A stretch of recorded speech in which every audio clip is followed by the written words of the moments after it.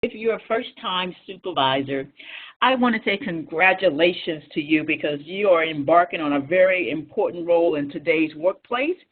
And if you have been a supervisor and you're still a supervisor or in management, I say congratulations to you because you're still doing it. And so with that said, I want to just go over some fundamental things I believe that are very important for you to exceed in this role as a supervisor. We're going to talk about setting yourself up for success, developing legal awareness is important, how to make the transition, and you make that by having team meetings, coaching, understanding different communication styles, how to supervise your former coworkers. That's really key. How to build trust, motivating your team, delegating work to the team, time management, and then we're also going to talk about the common transition mistakes I've seen, performance feedback, and then how to handle resentment. Because remember, everybody is not happy that you've been promoted. So if you are ready, we're going to buckle up. We have a lot to cover. And hold your questions or put your questions in the chat, and I can answer those questions for you. So when you think about setting yourself up for success, I have found that there's 4 core leadership skills, supervisor skills, I believe you need to have. Number 1, you definitely need to have leadership skills, and we're going to talk about that, time management and those technical skills. And yes, we need a lot of communication skills. I want to say that again, a lot of communication skills, and you've got to be able to make decisions, judgmental decisions. So if you are wanting to be successful, I believe these 5 are some of the top areas that you need to hone on or make sure you have these great core skills in order to be successful. So when we talk about leadership skills, we hear a lot about leadership. And let me just give you these 2 examples, but let's just talk about it. Being a good leader is crucial, and we all know that. It's the first step towards managing a team. Your employees will rely on you for leadership guidance and mentor, which is vital to success. But what does that mean? You know, we hear all these fancy definitions, and I'm going to tell you, if you can't lead yourself, by golly, you won't be able to lead anybody else. Let me just say that again. If you cannot lead yourself, it's going to be very difficult for you to lead anyone else. And being able to lead yourself is making good decisions, being a great example, because you know what? Now that you are in this role, all eyes are on you. You have to say what you mean and mean what you say. You got to be consistent. You got to be fair. You got to be able to listen, and most important, you got to care. To me, those are great qualities of a leader.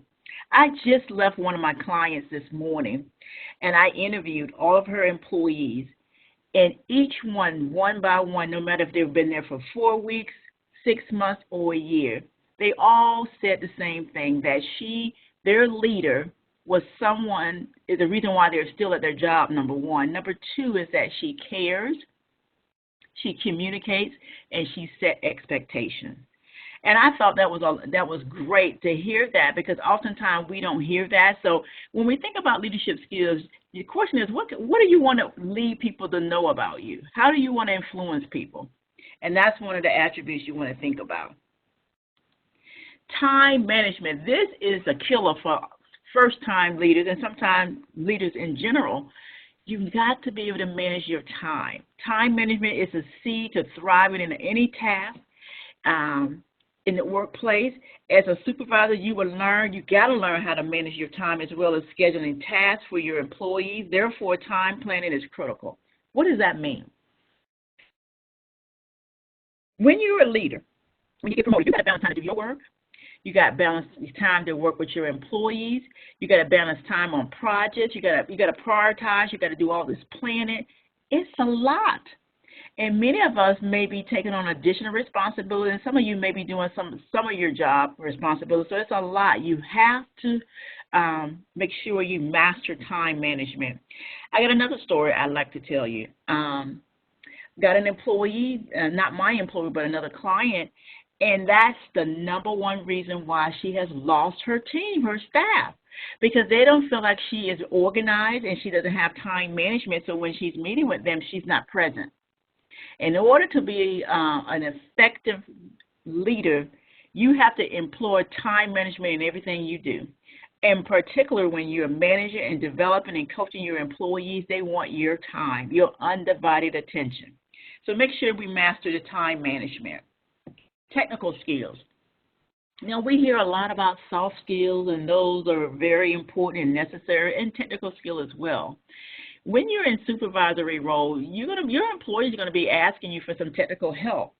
Now, I'm not saying that you have to be the master of all technology, but you need to be able to navigate so employees can feel that you have the correct technical skills to be able to give them the information they need as a supervisor. So I have found through my surveys that when employees don't feel that you are equipped, meaning that you can't maneuver and go through technology, they really have a hard time of asking you questions. They have a hard time following you. So make sure you have some level of technical skills. This one here is a big one. Communication, communication, communication. Your communication skills should be perfected as they happen to help you deliver your message or task to an employee properly. This is what trip a lot of employees, especially new managers and leaders, up. Yes, we have to communicate differently. We have to communicate frequently, and then we know there's different communication methods to use. But the one thing I will say, although we have to communicate, you have got to make sure you deliver in such a way where employees can receive from you. So communication skills is going to be essential. Now, I've seen some managers and leaders, they do the opposite. They do less communicating. And I want to encourage you to do more communication, but I want you to also make sure you understand the delivery is important, the method in which you use, and how frequent you communicate. There's times where it's time to communicate, and there's times that you don't need to communicate. But just understand that communication skills is very essential in order to be an effective leader. Judgment skills. Can you make decisions? Judgment of a certain situation or deciding on a task is a skill acquired with experience. We do know that. But one worst thing that you can have as a leader is when you cannot make decisions. Let me say that again. How many times have you worked with someone and you're like, can you just please make a decision? Well, that's what they want from you. Now, some of you may be very new and it's kind of scary to make decisions. But what you can say, if you don't know, let someone know, say, hey, I don't know, but I'll get the answer back to you. But make some type of judgment decision. So when you think about those 5 core things, it's also going to help you developing your legal awareness. Yes, I said legal awareness. As a leader, you need to be prepared for the basic legal awareness. I am hoping that you have read your employee handbook. You definitely have access to human resources on different policies and procedures. But in the event that you have not, I just want to go over a couple things that you need to be aware when it comes on developing your legal awareness. Workplace harassment is running rapid in the workplace. Now, I want you to be aware of some, I think it's 12 different types of harassment that you may see in your workplace among your team. I just want you to be aware of some of these harassment. And not so much that you're going to be harassing, but you may have see some behaviors among your employees. But I want you to be mindful because this gets us in trouble. When we don't know the legal ramification of our employees and the things they're doing, it can get us in trouble. And most importantly, you don't want to be held responsible for not knowing. So the first one is discriminatory harassment. And I say this, discriminatory harassment is any form of harassment that causes any intimidating or offensive workplace offense in the workplace based on someone's race, gender, age, and their protected class. So you want to make sure you understand that you're going to have a group of people. You're going to have to treat them fairly. And then you don't want to fall victim of discriminatory based on different, race, gender, age, or other protected class, like sexual culture, different religions. Those are different ways. So you want to be mindful of what the law says about that. Okay, it's very important. Physical harassment I want to talk about. Now, I am hoping no one is having any violence in the workplace, but it's also known as workplace violence. This type of harassment involves physical type destruction of property or threats. Now, I want to pay your attention to destroying property, or threats. You know, in today's workplace, we have a lot of different dynamics in the workplace, and we want to be mindful when we are working with employees that we understand what different harassments are. And I'm hoping that you're not working in an environment where it's physical, but keep in mind that threats are just as harmful than physical. So be mindful of how that can impact what you do or your workplace. Power harassment. Ooh, we've seen that. Harassment that is characterized by a power disparity between the victim and the harasser. Sometimes that can come when you got a manager that's exerting all this power over an employee. A common example is a power harassment involves a supervisor and their subordinate.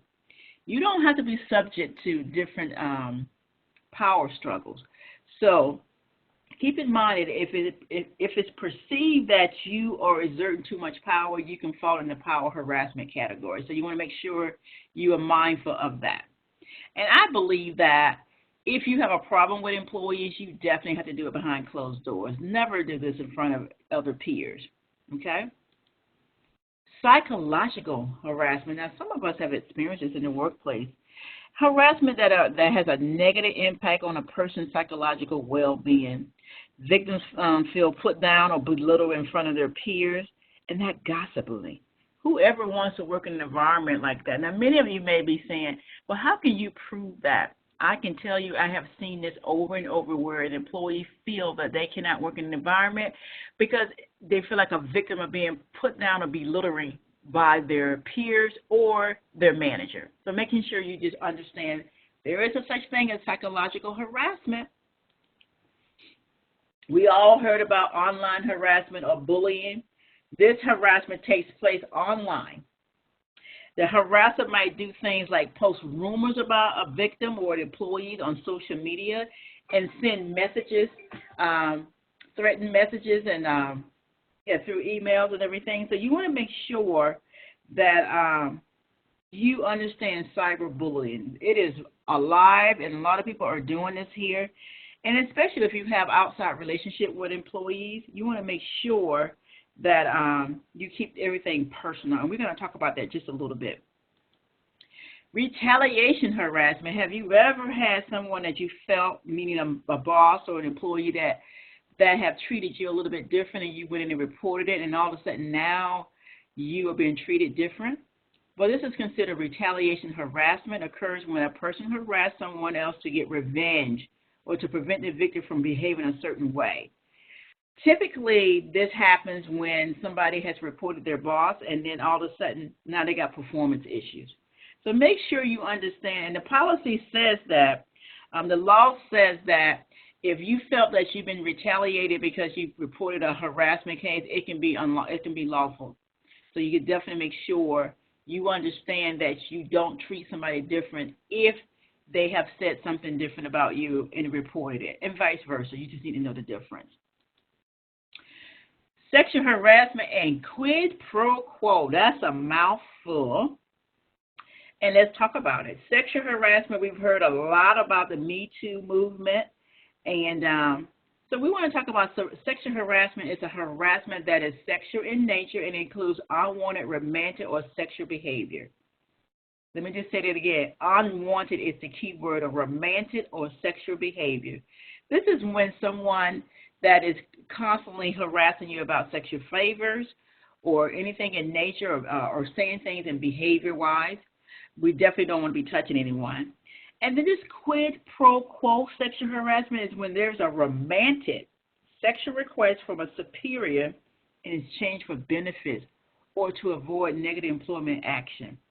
So, for example, say you work for a boss and they're asking you for sexual advancement or sexual favors, so you won't lose your job for a promotion.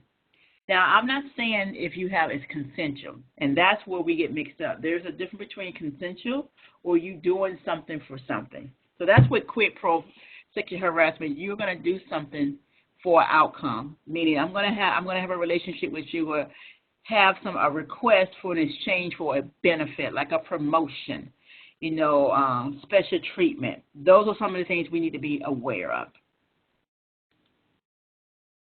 Verbal harassment. Verbal harassment involves someone who is constantly or consistently mean or unpleasant or threatened, yells, insult, curse in the private or in public.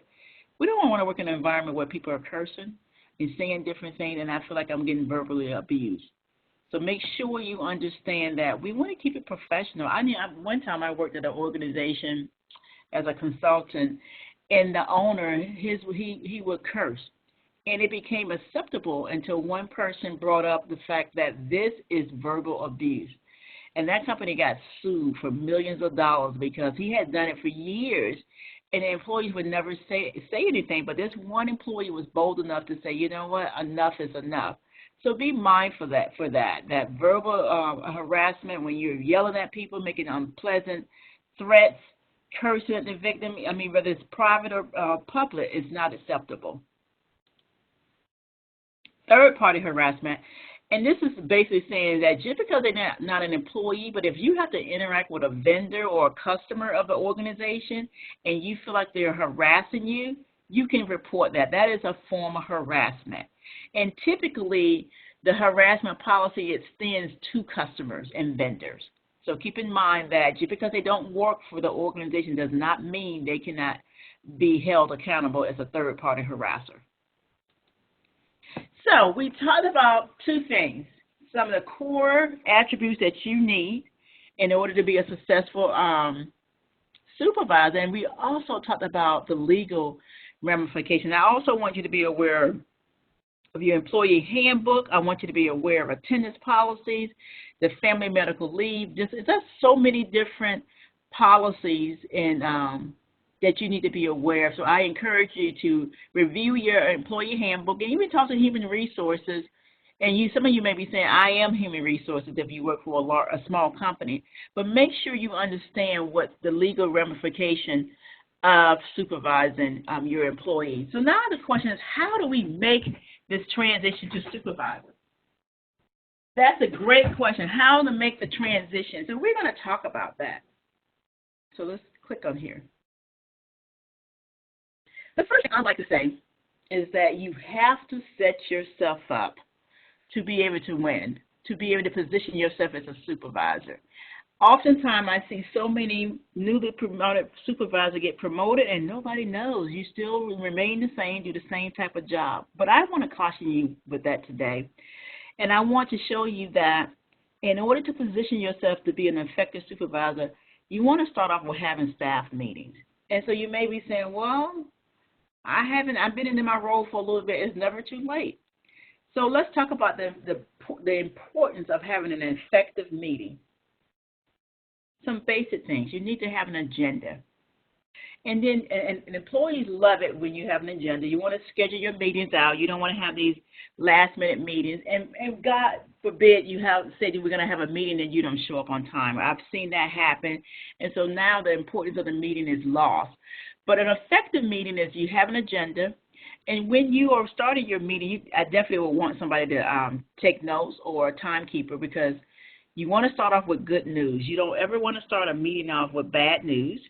You want to recognize employees when that opportunity comes. You want to address key topics. You want to open it up for discussion. You don't want to be the only one that's speaking and talking. And then if you have a discussion and it gets a little bit heated, you want to be the mediator. You want to kind of interrupt so it doesn't go into a venting session. You want to control the meeting. Most important, you want to listen and delegate. And then you want to close on time. That's what an effective meeting is.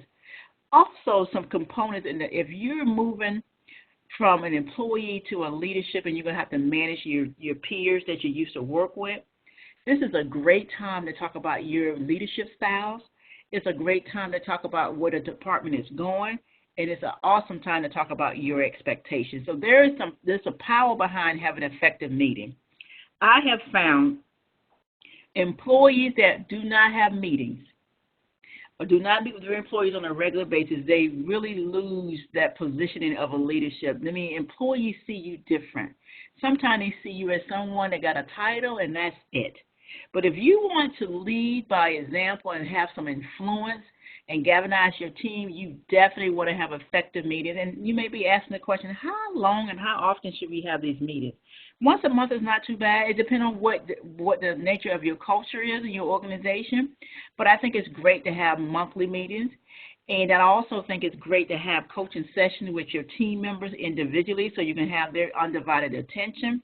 And what I found is that a lot of employees, especially the ones who've been promoted, they don't know what their true role is to be an effective leaders. A lot of times they think it's more just doing time sheets and giving orders. And it's a little bit more. You have a responsibility to cultivate a culture or demonstrate or make sure you develop your employees and give them an experience. You have a much greater role. 80% of employees that we did exit interviews, they left the organization because of leadership. That's astounding to me because I find that if we have better leaders and trained leaders, we will have less turnover. Let me say that again, less turnover. So your role is very important. So just make sure you set your stuff up to win. I briefly talked about in coaching. And I tell you, coaching to me is a game changer for today's workforce. We got 5 generations in the workplace. We all have different work expectations, got different needs. We got different motivational factors. And what better way to understand that is through coaching. If you're not coaching, I'm encouraging you to coach. Now, some of you may have heard of this for the first time. What is coaching? I heard about coaching. A lot of times coaching has a negative connotation to it, but it shouldn't. Coaching is a great time for you to give your employee their individually time so you can get to know what motivates them, areas that they're working on that they need to improve on, areas that they're doing great on. It's just a relationship builder. And so let's talk about some of the coaching, how you can coach to engage your employee, because that's really what we're after. We want to keep our employees engaged. In today's workplace, we got so many disengaged employees. I feel that we are lacking coaching, and that could be one of the reasons why we don't have engaged employees. So let's talk about what that looks like. So I got 12 ways that I want to talk to you about. You can coach your employees to engage them. Are you ready to engage your employees? This is a great tool to use when you're doing discipline. It's great when you're doing performance enhancement or giving additional tasks, when you're rewarded. Coaching is a powerful tool if it's done right. So give employees regular and frequent feedback. Intentionality, again, we just to kind of let you know what coaching is all about. It's giving regular feedback. A lot of us have come from the era or the generations where no news is good news. Well, if you got the younger generation, they want some news. So we want to make sure we balance that. And it doesn't have to be all day. You can do 10 and 15 minutes. You can empower somebody in 10 and 15 minutes, sometimes less than that. So we want to give frequent feedback and want to give regular feedback. We don't want to do it one time and that's it. We want to create a culture of team feedback. How about that? I think it's so important that our team is allowed and empowered to give feedback among one another. Now, I do believe that we can disagree, but we can do it in a professional manner. So I believe that we have to create a culture where we solicit feedback from our team members and allow them to give it to us. Employees should be encouraged to provide feedback to the manager. It creates ongoing dialogues for everyone. It gives everyone a voice. I can't tell you how many times where employees just feel voiceless. I'm working with a client right now, and I did some interviews, and I was doing some feedback, with a team. It's like, this feels so good. I've never been asked my opinion. So don't underestimate the power of asking for feedback from your team. One of the things I would say the benefits of coaching is that it pushes your employees to their attainable limits. When you don't ask what motivates them, and then we learn that our employees are becoming more and more and more disengaged. And the truth of the matter is, many employees are not challenged, they are bored, and no one never took interest in what it is that they want to do. Well, coaching solves that problem.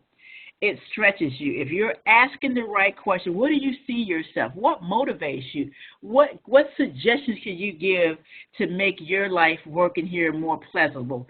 You can ask the question, and then you just sit back and listen. So again, it pushes your employees. You can give them special projects. You may learn something about your employees you didn't never know about. They may want to work on something that you didn't know they had the skills to do. That's why we have to ask. We have so many untapped talent in our teams and our organization because we fail to ask, we fail to coach. Be open to employees' ideas. You'll be surprised, and you guys have been employees before, but you'll be surprised on the front line in the trenches, employees have great ideas. Listening is a central part of coaching employee. It open up different concepts. It open up new ideas. Like I said, I was just at a client site, and I was sitting there and I was asking employees different things about how we can reward them, how can we make their time spent at this organization more pleasurable, how can I retain them? And you would be surprised the things they came up with. And there's stuff that we hadn't even talked about. So be open to employees' ideas. Now, I'm not saying that you have to take all of their ideas, and you can say that. You're like, you know what, I'm going to listen to what you have to say, but I can't guarantee you that I can implement everything. But one thing I can guarantee, I can be open to it. They will love that. Encourage employees, again, to learn from each other. You want an environment that is so engaging and very collaborative, and the best way you're going to be able to do that is create a culture or an environment where employees are connecting, employees are sharing different backgrounds. That's why diversity is so important. I love generation inclusiveness. I love diversity inclusiveness. It's important to hear and interact frequently with your team members. This allows you to connect. Now, I do know there are some employees you don't want to connect with, and I get that. But for the most part, you as a leader, you want to encourage this, okay? We just asked for their opinion. We talked about their opinion. Ideas and opinions are two different things. You may want to have an opinion about a particular process, and they may want to tell you a better way to do it. So you don't want to feel like you're dictating. Like, for example, if you're going to change a policy, then you may ask a question, based on your experience working here, what do you guys see maybe a best way that we can incorporate this policy into this? That's the conversation I'm talking about versus getting feedback about creativity things. It's the same thing, but I want to emphasize opinions are important. Great ideas are important as well. When you're coaching, as a coach, as you coach your employee and you provide feedback, one of the biggest things you want to instill in all of your employees is to build confidence. You look for opportunities to recognize your employees for their strong performance, but most important, confidence is so important. This is a great tool to use to build confidence. This is basically what that is saying. Don't do the employees' work for them. Ooh, I got to say that again. Do not do their work for them. I have seen so many managers make this mistake. When you notice an assignment is proceeding slowly or heading down the wrong direction, this is when you step in with great coaching and you ask specific questions. I noticed that we talked about this task 2 weeks ago. I haven't got any updates. Can you tell me where you're at? And then you sit and listen. Then if the person's going down the wrong path, you can say, you know what, you may want to take this path, go this direction. You're guiding them. You're not doing their work. So many new managers and current managers, it's like, you know what, Tanya, it's so easy just to do it and keep it moving. Well, if you continue to do it that way, guess what? You're going to be doing their job and yours as well, and that doesn't feel good. So I say to you, take the time, use coaching, identify if they're going in the wrong direction and slightly or guide them, but don't do their work. All right? Ask what do they need, but do not do their work. I got a client, this client I was telling you about, that's one of the things that she did is she did everybody work, and guess what? She was overloaded. And the promotion that she got as a supervisor, she hated it because she was doing everybody work. So therefore, the employees didn't feel like they had to do as much because they knew Miss Jenny was going to take on the responsibility and do it herself. So make sure you don't do their work. Now, this one here is interesting because I say tolerate occasional failures, and what I'm basically saying that there's going to be time where your employees will fail. We all fail, but their coaching allow you to understand why failure is not a bad thing. It's a teachable moment. That's basically what I'm trying to say. It's a teachable moment. Now, I'm not saying you fail all the time on purpose, but there's some time we all come up short. Sometimes we didn't put our best foot effort in front of it, and we have to, we fail at it. But the best secret to this is if somebody is failing, you coach them up to succeed, and that's the whole point of coaching. That's my point. You don't want to just crush somebody for every time they made a mistake. You ask them, what is a teachable moment? What are some things that you need that you could have done differently? You want them to reflect on what could have been done differently, and then you want to come up with a plan. Say, okay, moving forward, what can we do differently? You see how we turn failure to success? That's what I want you guys to do. And we talk about recognizing employees often. This is huge. Now, I'm not saying you need to have a big budget to do this here, but what I am saying, there are some small things you can do. When employees succeed or go above and beyond, let them know that. Let them know that you've noticed them. This one company that I'm working with, they have this one program called I Notice, meaning somebody noticed that you went above and beyond. It's called I Notice, and I love it. And then what about just simple things like a thank you note, a cup of their favorite coffee? It goes a long way. Yesterday, I got an employee, and I really appreciate this employee, and I often tell her, I really appreciate you. I'm very grateful for you. And I teach you guys how to recognize an employee. It wouldn't make sense if I didn't do that. So yesterday we were having our staff meeting, and I recognized them. I gave them a nice card and did a handwritten what I felt. And I think that goes a long way. People, don't know how much you care until you show them. You can say one thing, but they want to know if you really care. Then also you can make a goals for a roadmap. With the 5 generations in the workplace, we all have different motivation factors, career aspiration, and that's why coaching is so important, because it allows you to get everyone to push in the same direction for the goals of the department, but also set clear goals for where you guys are going and how they play a part in that. Have you ever worked in a department or an environment where you see these big arching goals from the organization, but how does that apply to me? How do I get to that? Just be clear about that. That's what this point is about. And we talked about coaching, so you have to ask what you can do to help. You can, and sometimes, employees are not going to come to you. You need to come to them and say, how can I help you? I see that you have done this here. Do you need help in this particular area? Offer some support. That's the power of coaching. Now we're going to turn our attention to communication. Wow. The communication has changed so much in today's world workforce. We got a lot of technology. We're communicating a lot. And so how do we communicate in the workplace where it's effective?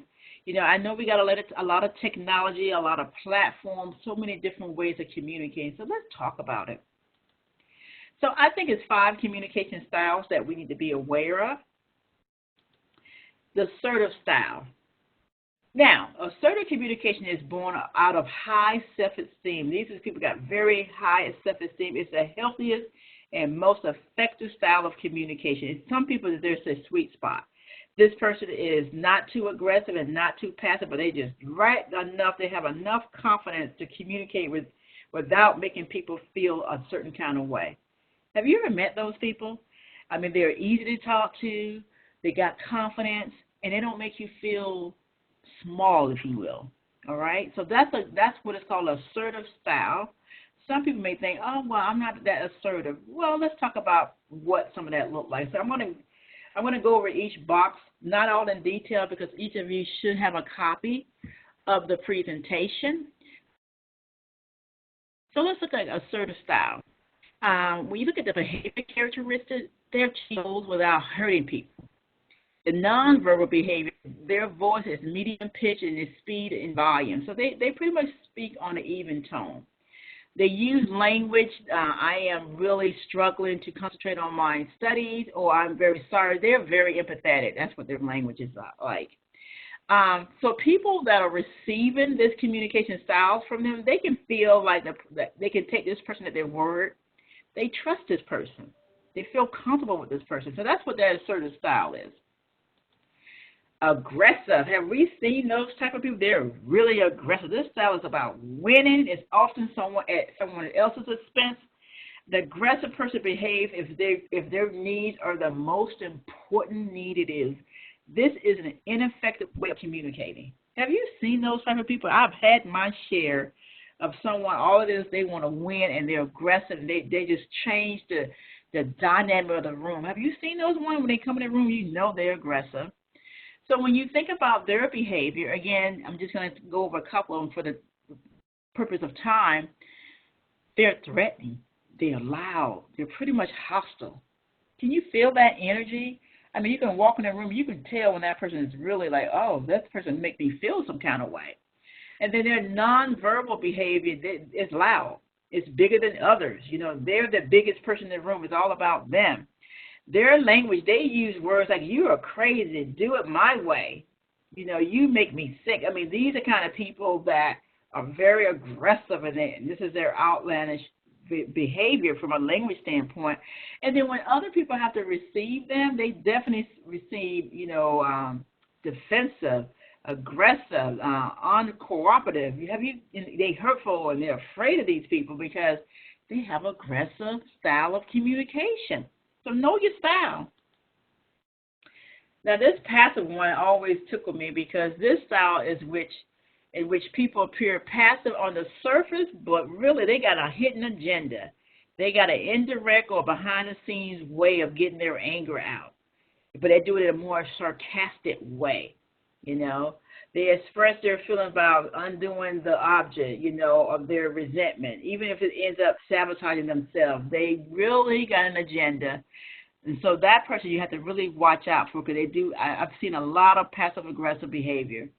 And their behavior characteristic is indirectly and it's aggressive. It's very sarcastic. Verbal behavior often speak with a sugary, sweet tone. What do you think? And they have a message behind it, but it's sugary, And their gestures, you can tell it goes together. Their language is passive. Aggressive language is passive-aggressive language is when you say something like, why don't you go ahead and do it? My ideas are not always taken anyway. You see how they do that little dig? That's a passive-aggressive style of behavior or communication style. And then the person that's receiving it, sometimes they're confused, sometimes they're hurt, resentful. They have all kind of emotions going on because this person seems to be some kind of way, but then they have an underlining meaning of what they say, so you can't get confused about that person. Submissive. This person here is a people pleaser. I don't know any other way to say it. A people person. They like to avoid conflict. Is that you? And I tell you, a lot of new managers do not like conflict. They try to avoid it at all costs. And I say to you that this here, this is a challenging communication style. Let me tell you why. They're always apologetic. They're always avoiding confrontation. Sometimes you just cannot apologize for things that you have to do. As a leader, as a manager, you have to make unpopular decisions. You have to be okay with that. Verbal behavior. The volume's a little soft, a little timid, and then there's language, oh, it's nothing. When you ask what's going on, oh, it's nothing, but really it is a lot going on. And these people, the people that are receiving this type of communication style, they get exasperated, they get frustrated, or even guilty because they know that there is something going on, but you don't want conflict, so therefore you're going to deny it. So when you think about, the last one is manipulative style. Now, we have seen these people, they love to manipulate. They are calculating and shrewd. Their spoken words hide under, they got an agenda. They got an agenda. We know some people like that. Their behavior characteristics is cooning. They're controlling of others. They have a way to control you. They're patronizing, they're envious. That's their behavior from a nonverbal standpoint. But their language, typically you're going to hear somebody say, you are so lucky to have those chocolates. I wish I had some. I can't afford such expensive chocolate. So now they're manipulating you because they're telling you they cannot afford it, so they want you to give them their chocolate. You guys see the meaning of that? And then the people that's receiving the end of this here, they feel guilty, frustrated, angry because this person is manipulating you. They're making it, oh, woe is me. Okay? Now that we know and learned a little bit about the 5 generation style, you got to know which one you are, and you have to identify the ones on your team. So I said it again, you got to figure out which one you are and make sure you're good in understanding how it impacts others. And then you also have to know the communication style within your team and in your department. Speaking of communication, yes, that's the verbal aspect of it, but we know that we have a technology disruption, if you will. We're using more technology to communicate more than ever. We went from an iPad to smartphones to double monitors to Slacks, different platforms just to communicate. Web, X, like what we're doing today. There are so many ways to communicate. So what I say to you is that communication is evolving. There's a human aspect of it that we just talked about, the 5 communication styles, and then we have the technology aspect of it. So how do you use it? You use both of them, but you use them appropriately. So that's what I want to say about communication. We have to use communication. Again, we got 5 generations in the workplace, and we all have preferred methods of communicating. I can say like the traditionals, which is the largest, not largest, the oldest generation in the workplace, they want face-to-face. Baby boomers will probably pick up the telephone. Gen X are going to email you. And then you got the millennials and Gen Z, they will use any other type of technology. Not that they can't use all the other ones, but you see the evolution of communication. That's my whole point. Then I want to talk to you about the B attitudes. Let's talk about these B attitudes. B attitudes, you have to build trust in your workplace. Trust is not given. In fact, it is gained over time. So the B attitude of building trust in your workplace, you got to give it. Be real, for it inspires confidence. If you can't be real, our authenticity goes a long ways with establishing trust in the workplace. So you want to have that. Be clear, for it limits confusion. As a leader, clear communication is essential. So say what you mean and don't beat around the bush. Be accountable for it and demonstrate integrity. Mean what you say. You cannot hold an employee accountable when you're not going to take the responsibility for things that go south. So make sure you be accountable. Be respectful, for it begets respect in return. Respectfulness garners confidence in you from others. If you don't give respect, you're not going to get it. So you definitely got to be respectful. Be an exceptional listener, for listening shows that you care. I said that earlier, listening carefully, looking to understand what a person means. That's critical. That's a form of communication, is being able to listen and then repeating what you heard. Be a continuous learner and a thoughtful leader. Help your people learn and be better. If you're reading a book, share it with them. If you learn a nice quote that you think is going to benefit the department, share it. Be a continuous learner. Employees know when their manager is really a student of the craft. Okay, so make sure you're also a teacher. Be a great example, and I know that's easy said and done, but show others what a person who can be trusted look like. What does that look like? Don't talk about it, be about it.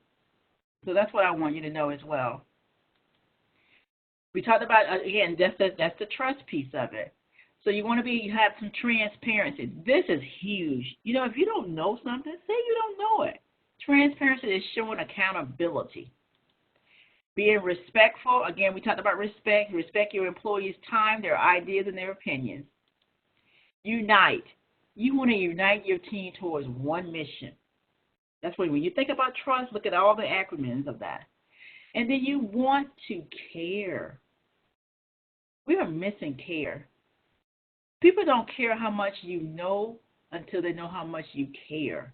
Trust is built when someone sees and truly care about you. So I want you to be a caring supervisor or leader. Follow through. Just as you expect your employees to deliver on their promise, they expect the same thing out of you. And then how do you manage your team members? We got to know how to pay them worth or go to bat for their worth. Now, some of you may say, I don't have no control of that, but you can recommend a promotion. You can recommend recognition. So make sure you pay people what they're worth. Provide them with a pleasant workplace to work. You have a responsibility while they're on your team to provide a pleasant experience, a pleasant team. Oftentimes, in today's workplace, employees are looking for an experience. And that means how they work, where they work, their team members, they lead the leadership style. They want a professional, pleasant workplace. They want opportunities for self-development. You have a responsibility to be a part of that self-development. Now, I do know there's something to be said about initiative, but as a member of your team, it's valuable for the organization and you as well to provide opportunity to learn new skills. We talked about collaboration. You definitely want to foster collaboration within your team members. And I know sometimes that's hard, but we don't have to be BFFs. We can learn to be professional and respectful. Happiness. Now, I know you guys are going to say, Tanya, I can't make people happy, and I'm not asking you that, but I can tell you one thing. When you come in there and you exude a happy personality or attitude, it becomes infectious and contagious. No one wants to work for somebody that's always grumpy, but they will notice when somebody is always happy, and guess what? They're going to want some of that. So make sure you check everything that's going on out in your world to the door, and you come in with that happy attitude, and you will see the difference in your department. Don't punish for failure. We talked about this here. There are some teachable moments. I mean, yes, I think that when somebody is continuous making mistakes, then you really supposed to coach them up. I don't like when somebody says, you keep on doing this mistake, I'm going to fire you. It's more of a threat, but I like the other approach. Let's coach you up. Now, I do know there are some employees that no matter what you have done, they may not be the right fit for the organization. I get that. But my point is to use coaching to do course correction, if you will, not disciplinary action. Set clear goals. We talked about that. It's important that employees know what the goals are. You can't march in the same order if I don't know what the goals are. This is what I hear in the interviewing process and the exit interviewing process. I don't want somebody micromanaging me. No one likes a boss who's constantly looking over their shoulders and second-guessing every decision they make. If you ask me to do something, you let me do it. That's what I say. That's what micromanaging, when you're not allowing them to do it the way they know how to do it. Useless meeting, of course, we want to make sure, we talked about this earlier, about having meetings that have an agenda, time focus, and employees have their voice. And that's what I'm talking about. Meetings that just go on and become an event session is not a useful meeting. How do you go from a coworker to a supervisor and be respected? I'm glad you guys asked. Again, gain clear understanding of your job. Know what you're supposed to be doing. Discuss with your new supervisor the need for support in the transition. You want to ask what their expectation of you and how they can support you. You need to have that conversation. Manager's greatest challenge. I thought it was important. The most difficult part of becoming a manager is 32% says balancing individual responsibility and also overseeing staff. 19% supervising friends and former peers. Prioritizing 16%, motivating your team is 17%, and managing a higher expectation. So these are some of the expectations. Supervising your former coworkers. We talked about scheduling meetings immediately. Keep your social life separate. Lead by example. Avoid those private conversations. Don't let your emotion interfere, and consistently treat everyone the same. See if that's right. Like this one here, we just flipped to it. I'm going to go back here. I don't know if y'all can see this here. These are some of the transition mistakes I've seen. Not wanting to stay pals with your former peers and that establish yourself incredible. You got to remember, all eyes are on you now. You got to separate that conversation and the relationship. And then asserting your new authority too harshly. Know the policy and procedures. Let's not go overboard. These are some of the mistakes I have seen. Not giving problem employees honest feedback. Let me just say this here. When you don't give honest feedback, guess what? Your team members, they know when someone is not coming to work on time. They know when they got a lot of errors. Address the issue. That's my whole point. Make sure you address the issue. Wanted to keep doing the work, we talked about that. As a leader, supervisor, you want to empower your people to do the work. You want to delegate work. Don't keep doing the same job because now you're going to get burnt out.